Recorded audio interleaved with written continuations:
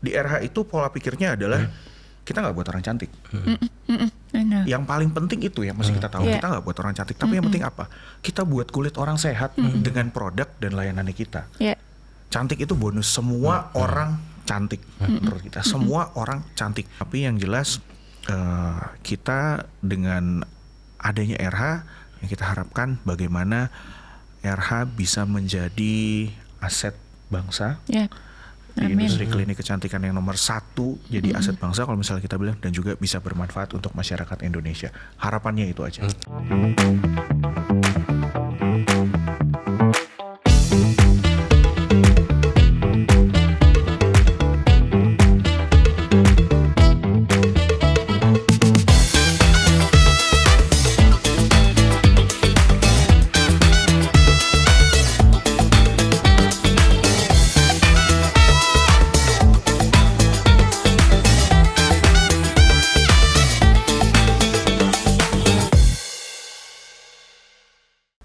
Sobat Biskom, jumpa lagi bersama kami di Biskom Podcast, sebuah podcast yang menjadi tempat kita untuk ngobrolin tentang bisnis, kewirausahaan, komunikasi, dan lain-lain. Bersama saya Katrini Natisarasia, dosen di Fakultas Bisnis LSPR, dan selalu didampingin dengan rekan dari SWA. Saya Fikri Rahman, redaktur majalah SWA, part of SWA Media Group. Seperti biasa kita hangout di Biskom, tamunya juga super unyu, tapi produknya benar-benar bermanfaat karena Nobel mulia. Silakan Mbak Catherine, kenalkan Mbak Catherine. Hari ini kita kedatangan tamu yang luar biasa, gitu. Kalau nanti kita bicara produknya, nggak ada yang nggak tahu sih pasti. Nah, di hari yang istimewa ini kita akan bersama Mas Omar Saputra. Selamat datang. Selamat datang. Perkenalkan Mas Omar ke Sobat Biskom nih. Wah, halo Sobat Biskom. Saya Omar Saputra. Saya ada di Arya Nobel Group. Jadi Arya Nobel Group. Arya Nobel Group itu adalah holding company-nya dari RH Klinik Indonesia. Gitu. Saya kebetulan pegang untuk di corporate relations, corporate social responsibility. Saya juga pegang untuk employee engagement dan juga culture development. Banyak Mas ya. Lumayan banyak. Aku ulang ya, inget nggak? CSR customer relation people engagement, corporate relations. Corporate relations. Terus kemudian people and culture development. Luar biasa. Tampak nih dari penampilannya menguasai ini. Multi talent Miss Catherine. Ya, makanya.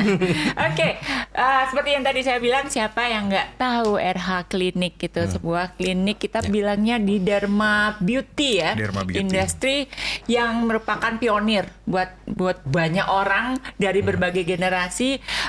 Saya pribadi dan kita semua satu tim termasuk orang-orang yang amazed terhadap perjalanan RH ya. Semakin ke depan semakin besar, semakin mengikuti perkembangan zaman.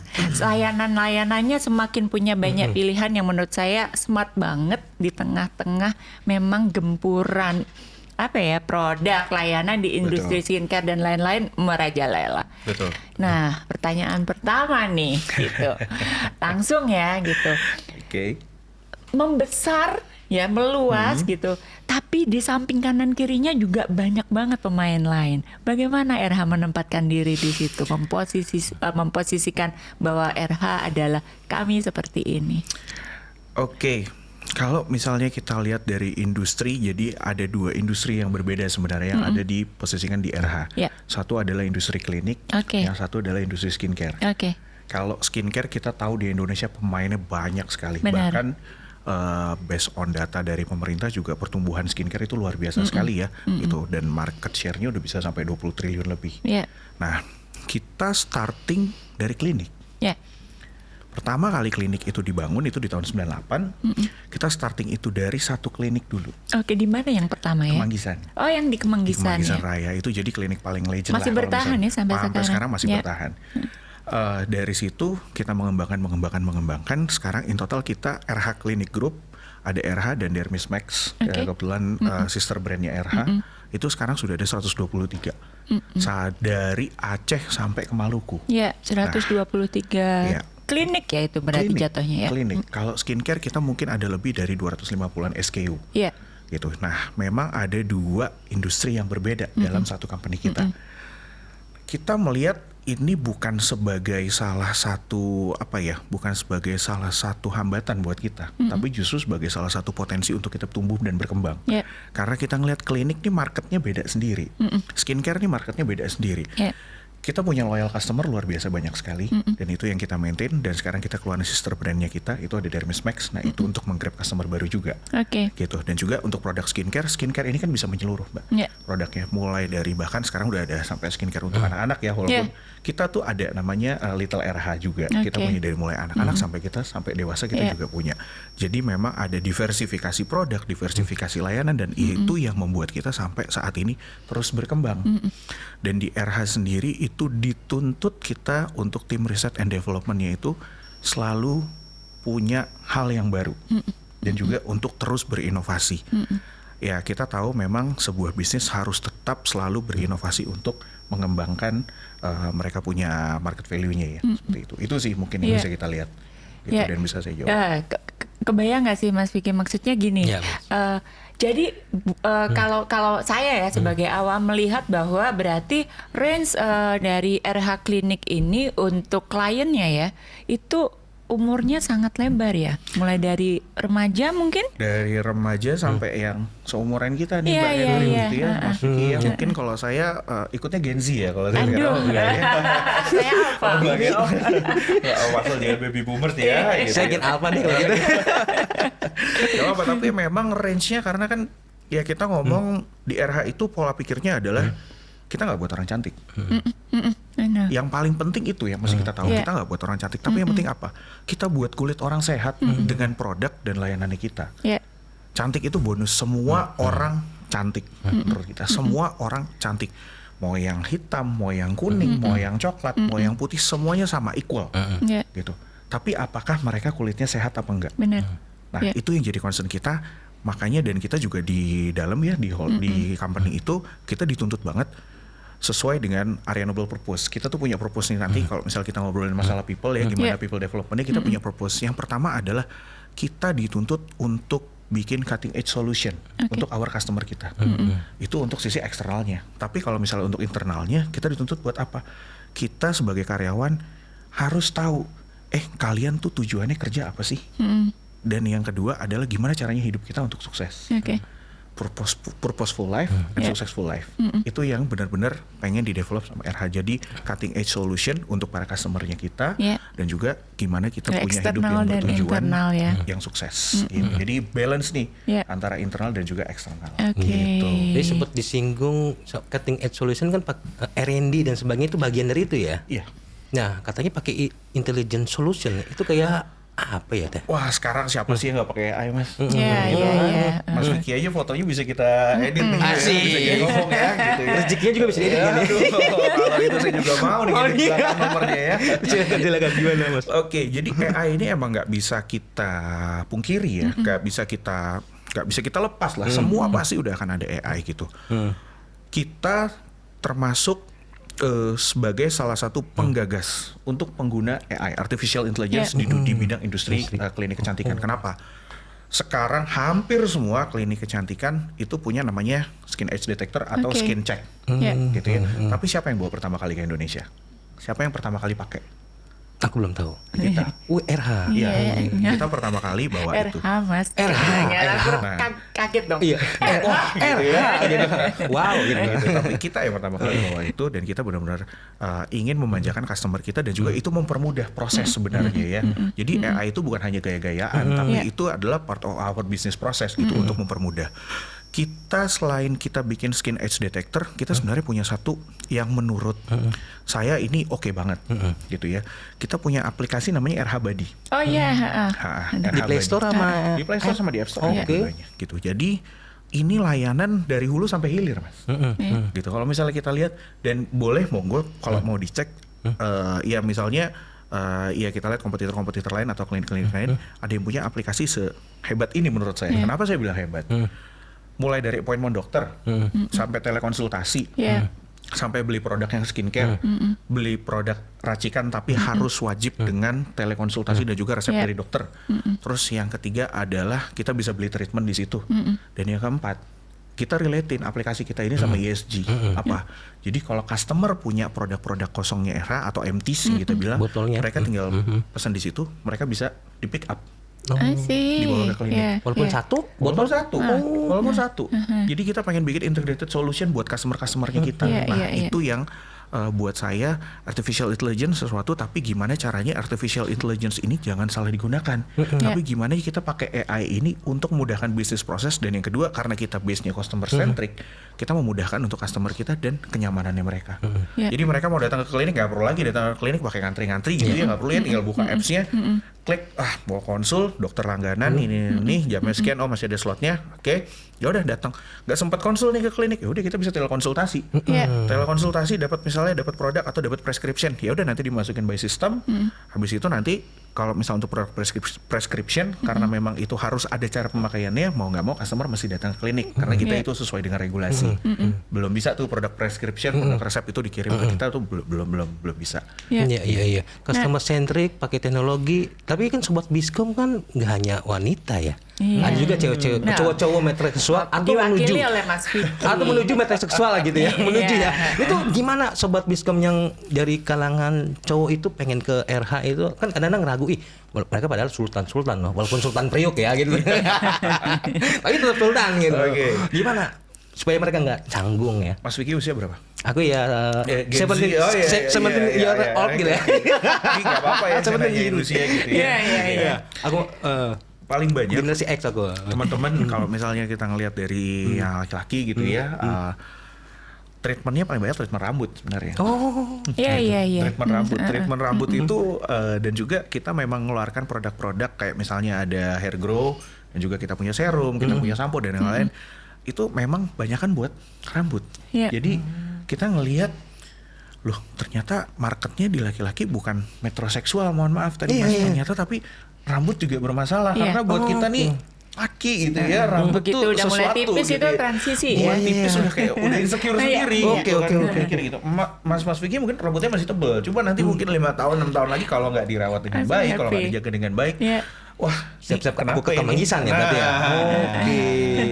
Rambut ternyata ya. Terus selanjutnya kalau misalnya laki-laki sih banyak kan concernnya di situ. Dan sekarang itu kita ngeliat kebutuhan skincare tuh udah kayak jadi kebutuhan primer. Setuju ya kalau misalnya itu ya. Mbak Catherine pasti skincare udah banyak banget. Mas Vicky skincare juga udah padat. Tapi kita laki-laki tuh pasti pakai sunscreen. Boleh ditanya deh, karena apa? Kita pengen ya kalau kita ngomong terkait sama lingkungan ya radiasi sinar UV-nya kan sekarang tinggi banget juga gitu. Dan sunscreen itu ya yang memang paling penting, dan itu yang selalu kita edukasi buat teman-teman mau laki-laki mau perempuan.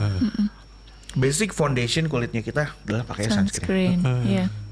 Iya, awareness itu juga udah banyak sekali kita ini ya, bahwa mungkin dulu beberapa tahun lalu orang nggak terlalu aware bahwa sunscreen bahkan kalau nggak keluar pun pakai aja gitu kan ya. Kalau sekarang udah orang mulai, mau laki-laki mau perempuan sadar bahwa untuk memprotek kita dari sinar UV pakai ya Mas, jangan lupa. Aku pakai Miss Catherine, Mas Omar, terima kasih ya.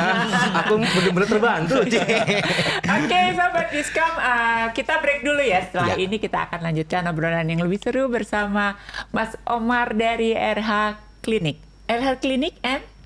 RH Clinic. RH Clinic aja. Clinic Group sih. Oke, RH Clinic Group. Oke, see you later. Secepatnya kita akan balik.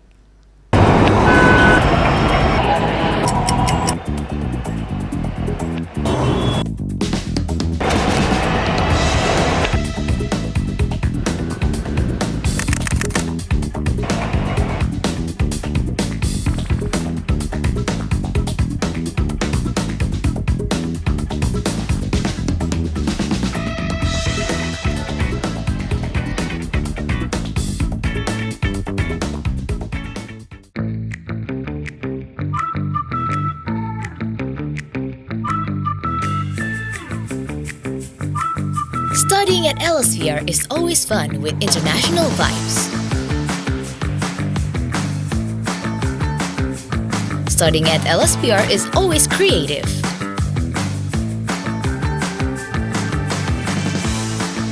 Studying at Elsevier is always flexible.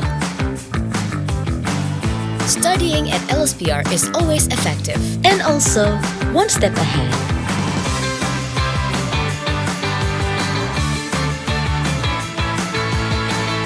But it doesn't stop here. Studying at LSPR leads to a bright future.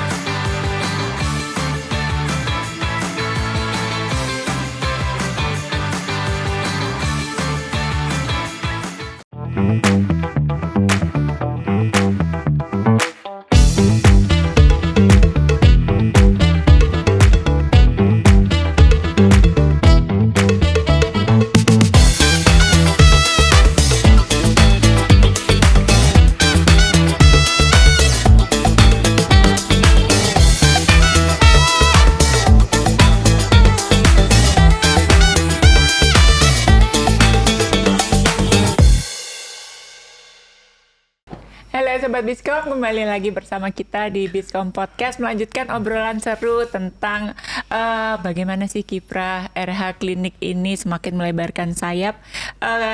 Yang membuat saya curious itu nggak hanya tentang ekspansi ke eksternal, but you have to manage your own people very well. Karena tadi kan udah dibilang bahwa sebarannya mulai dari Aceh hingga ke Maluku gitu. Sementara pastinya standar itu harus sama.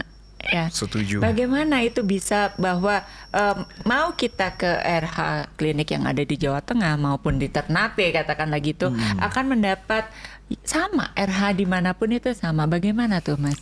Oke, jadi memang kalau untuk people development-nya terkait dengan standarisasi pelayanan dan yang lain-lain, kita tuh punya satu divisi namanya customer experience. Oke. Tim customer experience inilah dan juga learning development berdua, mereka dua divisi ini yang benar-benar berjibaku ya istilahnya untuk menyamakan semua standar yang ada. Mbak Catherine mau ke klinik di Cipinang, mau ke klinik Pacific Place, mau ke klinik mana lagi ya, Pondok Indah, mau ke klinik yang ada di Kota Kasablanka, semua gaya bahasa dan standar bahasanya sama.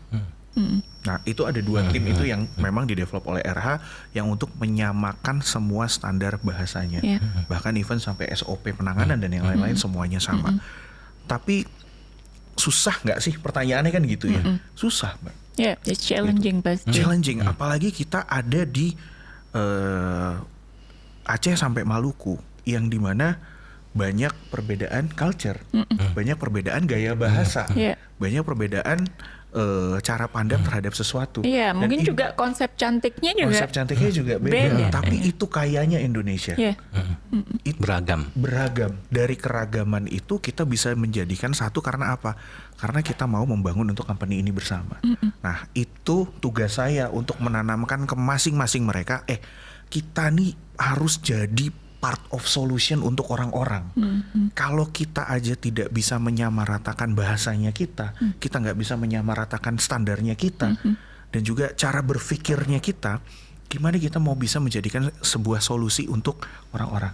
Even sampai bagian terkecil di klinik pun kita punya admin, itu mereka harus berpikir gimana saya menjadi solusi untuk setiap masalah yang dihasilkan. Masalah yang dihasilkan kan beragam. Kalau misalnya dia admin, misalnya masalahnya terhadap administrasi dan yang lain-lain, tapi dia harus meng-create solusi. Nah, dan caranya di depan seperti apa? Misalnya dari frontliner kita, client care kita, ada asisten apoteker kita, mereka semuanya punya masalah masing-masing. Tapi kita sudah bukan kasih propaganda, tapi kita doktrin, kalian ini harus punya solusi terhadap masalah-masalah yang dihasilkan. Gak boleh lepas dari solusi, dan juga benar-benar kalau misalnya nggak bisa, kalian naikin eskalasinya ke leadernya. Dari leadernya nggak bisa, dinaikin lagi. Nah, dan itu juga yang kita bangun, dan itu yang bikin mereka masing-masing di klinik tuh solid, gitu. Dan itu karena itu yang paling penting menurut kami ya. Soliditas di klinik itu adalah hal yang utama. Yang kedua adalah cara berpikir, dan yang ketiga adalah kebebasan berpendapat. Semua orang boleh berpendapat, tidak boleh ada yang tidak berpendapat istilahnya. Semua orang boleh berpendapat, dan itu merupakan hak kita gitu untuk ya berbicara, dan tentunya untuk gimana caranya mengedepankan bisnis kita untuk lebih baik lagi. Itu aja sih sebenarnya kalau misalnya kita ngelihat. Saya mau nanya nih Miss Katin, tapi sebelum nanya boleh. Saya ini terkait nih untuk Sobat Biskom, jangan lupa ya saya mengingatkan like, subscribe, and comment untuk menyokong keberlanjutan Biskom. Nah, speaking berkelanjutan, tadi sempat disinggung nih bahwa ngambil botol pakai RH Body. Botol kosong itu kan, ya itu ya. Iya, botol kosong diambil itu kan bagian dari prinsip berkelanjutan. Setuju. Iya kan? Nah, itu gimana cara menularkan prinsip berkelanjutan kepada karyawan supaya mereka berprestasi aktif ya untuk melakukan hal itu? Kita di head office rutin Mas, jadi ada skincare day namanya. Jadi teman-teman bisa bawa skincare kosong ditukar sama skincare yang baru. Dan itu juga kenapa kita pengen ngasih tahu nih sama teman-teman yang ada di kantor kita dan juga di luar, sampah skincare kalau nggak dipikirin dari sekarang, itu nanti bisa jadi sama masalahnya kayak kasus PET sama PP. Ya, air minum kemasan. Kita setiap tahun coba produksi 20 juta. 20 juta produk setiap tahun, bukan bisa lebih gitu ya. Baru dari RH, belum dari klinik yang lain, belum dari skincare yang lain, belum dari punya yang pabrik segede-gede yang kapasitinya mungkin bisa 2 kali 3 kali lebih dari kita gitu. Kalau nggak dipikirin dari sekarang dan kita nggak aware dari sekarang, mau ya bakalan sama. Dan kita tuh dari owner kita tuh udah kasih pesan, pokoknya saya nggak mau lihat ada satu botol skincare tuh di tempat pembuangan sampah. Karena apa? Kita tuh punya taman baca di 100 meter dari Bantar Gebang. Jadi taman baca kita tuh ada di Bantar Gebang. Jadi saya tuh sekalian mengedukasi juga teman-teman volunteering.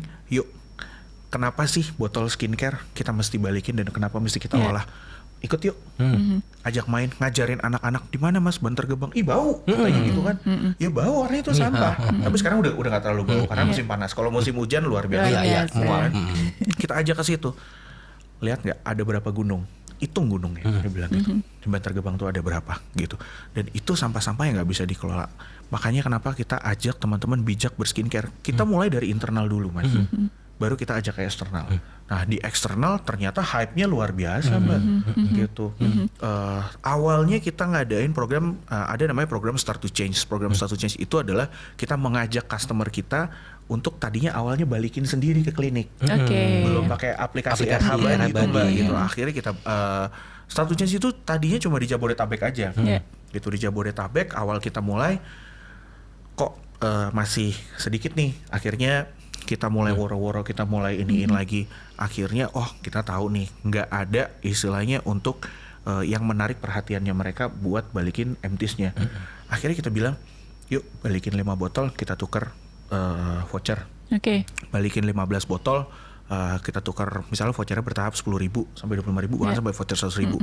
Balikin 50 botol dapat konsul gratis, mau nggak? Mau dong. Iya, konsul gratisnya boleh sama dokter umum sama dokter kulit. Balikin 80 botol dapat treatment free peeling. Balikin 100 botol dapat facial ya, kalau salah facial atau laser.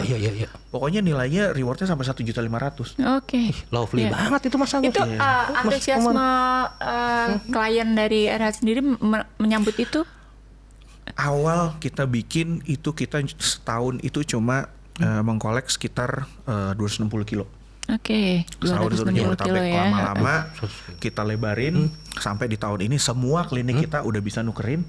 Itu sebulan kita udah ngambilin sampah dari Aceh sampai Maluku kita kelola itu udah 1,1 ton sampai 1,2 ton per bulan. Luar biasa. So ngebalikin sampah dapat berkah bagi konsumen. Iya, alhamdulillah gitu kan.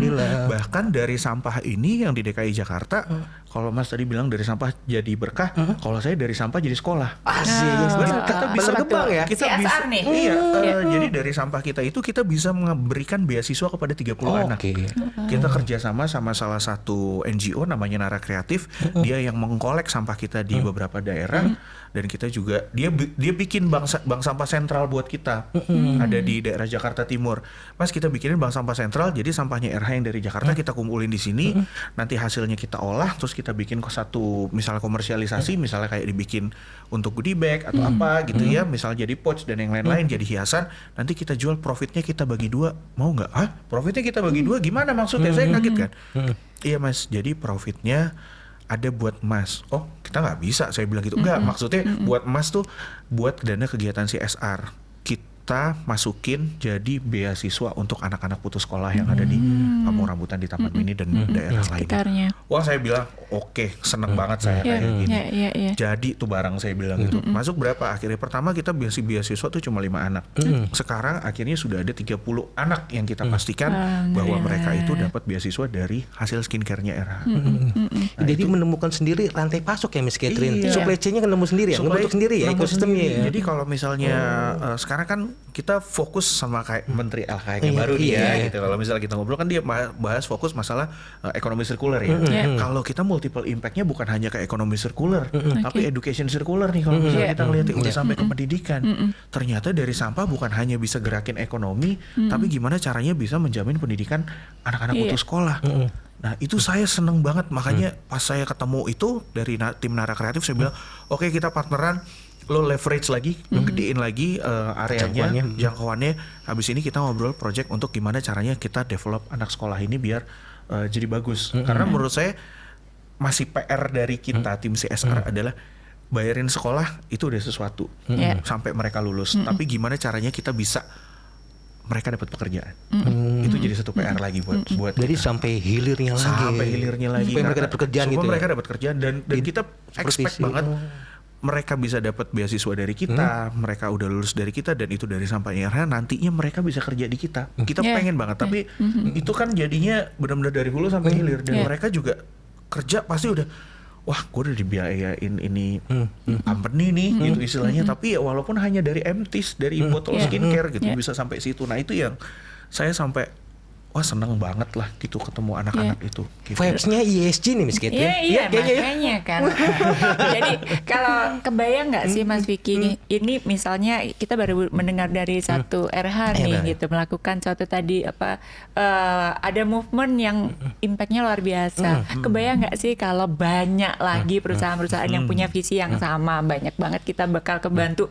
Pendidikan tuh penting banget lah buat kita. Penting banget Mbak, dan memang ya yang kita sasar dari program dari sampah jadi sekolah ini ya anak-anak putus sekolah yang mereka dulu pernah bersekolah, habis itu mereka putus sekolah, mereka terlibat pergaulan, akhirnya mereka ngamen atau ada yang di terminal Kampung Rambutan. Nah itu yang kita ambil, yuk sekolah, dan itu dididik sama timnya Nara Kreatif yang bisa mendampingi mereka sampai mereka benar-benar lulus sekolah.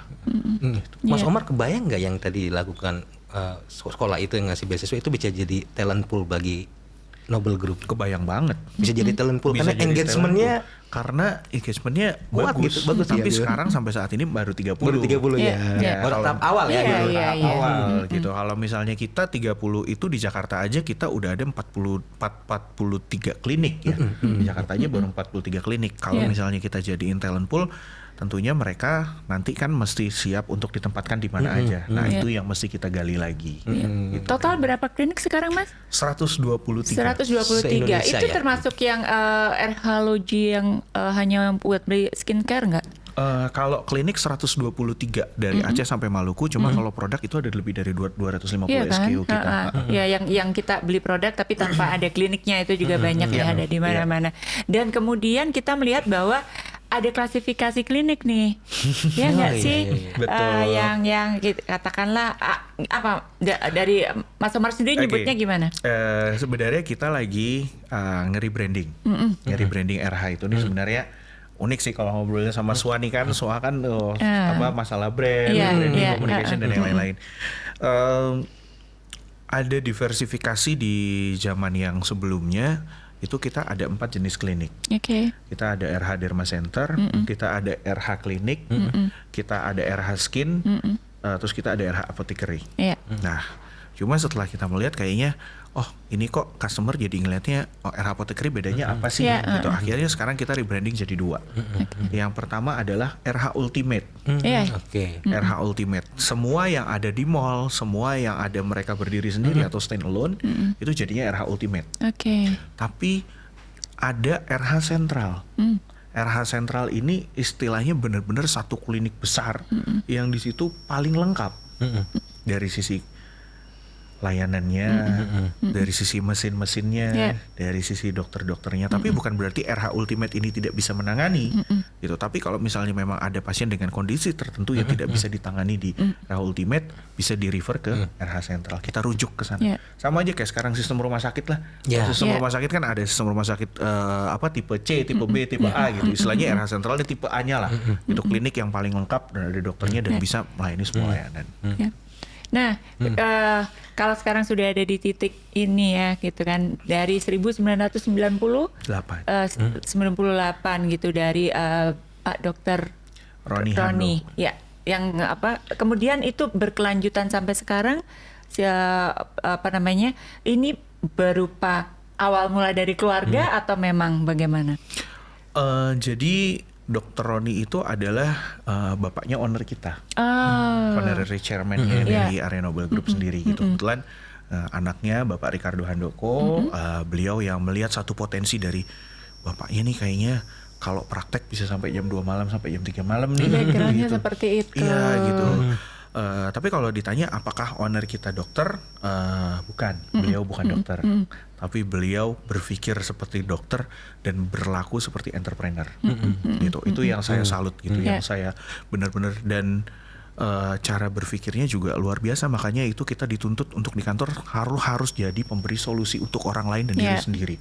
Itu yang the most important dan harus ditanamkan, dan itu juga jadi salah satu ujung tombaknya kita. Kalau misalnya ada masalah, kita nggak boleh bergelut sama masalah, tapi di kantor itu ada satu masalah, oke, kita pikirin solusinya seperti apa. Langsung kayak gitu, karena kalau nggak ada kayak gitu, lama pasti penyelesaiannya. Nah, itu backgroundnya, pendiriannya RH. Nah, bagaimana 5 tahun ke depan? Gitu, Mas Umar melihat RH ini akan seperti apa nih? Gitu. Akan makin sebesar apa? Tentunya pasti akan lebih besar dari sekarang. Gitu, 5 tahun ke depan. Karena ya namanya bisnis, kita harus mikir membesarkan, tapi tidak hanya membesarkan bisnisnya aja. Orang juga penting. Gitu. Sebenarnya kalau kita berbicara di area Nobel Group ya, RH ini hanya satu bagian bisnis. Tapi kalau kita grup, kita juga punya manufaktur. Kita punya manufaktur untuk industri obat. Kita punya perusahaan distribusi obat. Kita punya juga laboratorium untuk customer research dan juga dermatology tested. Gitu. Jadi bisnisnya sebenarnya Area Nobel Group ini dari hulu sampai hilir. RH sebagian dari Area Nobel Group. Area Nobel Group. Gitu. Nah, ke depan challenge-nya 5 tahun pastinya akan lebih tough ya. Kalau misalnya ngelihat akan lebih kita nggak tahu 5 tahun ke depan kondisi seperti apa, anomalinya seperti apa, kompleksitinya seperti apa. Tapi yang jelas kita dengan adanya RH, yang kita harapkan bagaimana RH bisa menjadi aset bangsa. Di industri klinik kecantikan yang nomor 1 jadi aset bangsa kalau misalnya kita bilang, dan juga bisa bermanfaat untuk masyarakat Indonesia. Harapannya itu aja 5 tahun ke depan. Nah, sayang banget kita dibatasi waktu, tapi sebelum berakhir kita minta banget Mas Umar, apabila ada pesan-pesan khusus, terutama nih yang kita tertarik tadi itu, bagaimana suatu perusahaan atau jiwa entrepreneurship itu tetap muaranya adalah ke keberlanjutan. Gimana sih Mas, kalau ada pesan-pesan khusus ke Sobat Biskom? Kalau misalnya kita mau berbisnis, pikirin juga untuk gak hanya 5 tahun, 10 tahun, 20 tahun ke depan, tapi pikirin juga gimana generasi selanjutnya untuk melanjutkan bisnis kita. Ya, kita tahu profit di mana-mana, tapi tetap juga kita mesti pikirin apa yang bisa kita lakukan untuk negara ini, untuk bangsa, untuk lingkungan, dan juga semua yang dilakukan harus punya impact. Impact-nya impact apa? Itu yang harus kita cari sendiri. Mulai dari individu, mulai dari keluarga, mulai dari perusahaan, sampai mulai negara, itu harus punya dampak baik untuk rakyatnya. Wah, setuju banget. Ini bentar lagi ada panggilan nih. Kayaknya Mas Omar gini. Oke, Sobat Biskom, sayang banget waktu kita terbatas gitu kan. Dia sebenarnya masih banyak banget yang pengen diobrolin. Mau gitu. hangout lama kita. Ya, mungkin nanti next time kita ketemu dengan topik yang lain. Terima kasih buat atensinya. Jangan lupa subscribe, like, share, komen. Akan sangat berarti buat kita supaya makin semangat di setiap episodenya. Sampai jumpa lagi. Thank you ya Mas Mas Omar. Terima kasih Mas Omar. Sampai jumpa lagi. Terima kasih Mas Omar. Di era di mana teknologi informasi dan komunikasi berkembang pesat, transformasi digital memaksa kita memahami alur informasi yang tersebar cepat melalui jaringan internet. Membaca berita melalui gawai pribadi kini menjadi rutinitas harian bagi banyak orang. Selain memperoleh informasi terbaru, membaca berita juga menambah wawasan dan melindungi kita dari hoax. Menyadari pentingnya informasi yang akurat dan inspiratif, sua.co.id hadir menyajikan kabar bisnis dan ekonomi terkini. Sua.co.id adalah portal bisnis yang menyediakan berbagai informasi terkait pemasaran bisnis, manajemen, CSR, aksi korporasi, tata kelola perusahaan, profil bisnis pengusaha dan profesional, investasi pribadi, teknologi informasi, wawancara eksklusif dengan CEO, serta data penelitian.